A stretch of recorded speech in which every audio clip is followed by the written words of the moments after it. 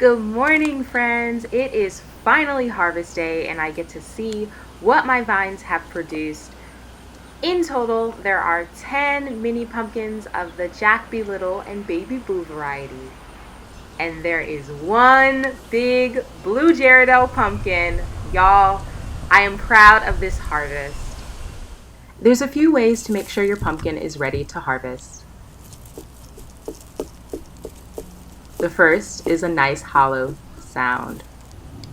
The second is your vines dying back. As you can see, this vine has completely died back.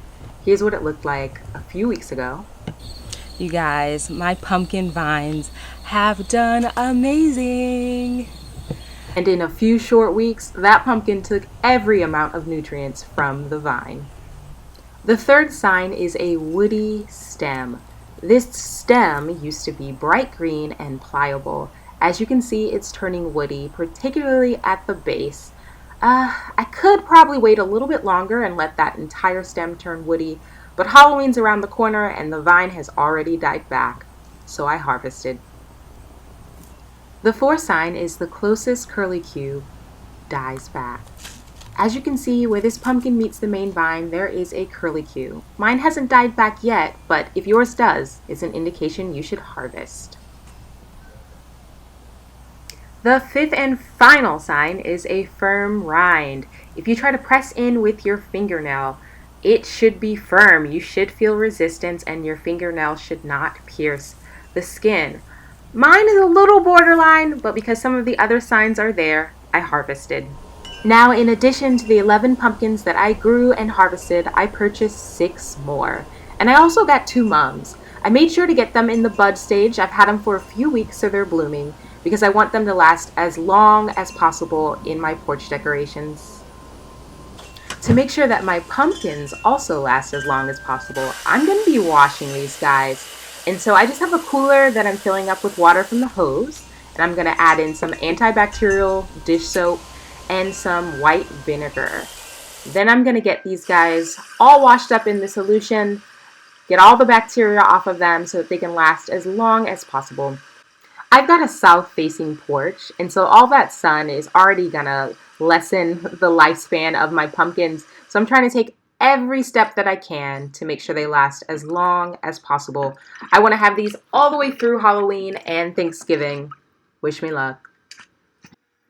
FYI, cleaning your pumpkins with a bleach and water solution is also an option. I just wanted to go the eco-friendly route because I'm using bare hands and I'm going to dump this water when I'm done.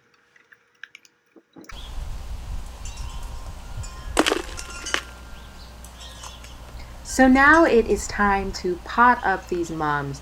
These mums are completely root bound in their container and their roots are actually growing out of the bottom. So I think it's going to be great to get them into their own larger container. And so these are just some containers I have around the house. I filled it up with some regular old potting mix. And now I'm just creating a well in the center of the container to place the mum in.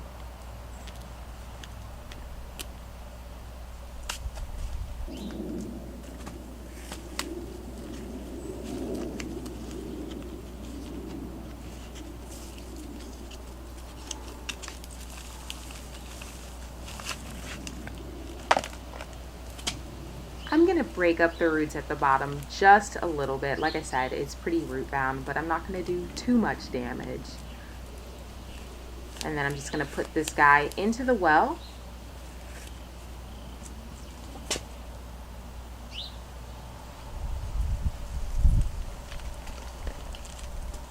And I'm going to add soil around the container just to make sure that the soil is flush and level and that all of the roots are covered.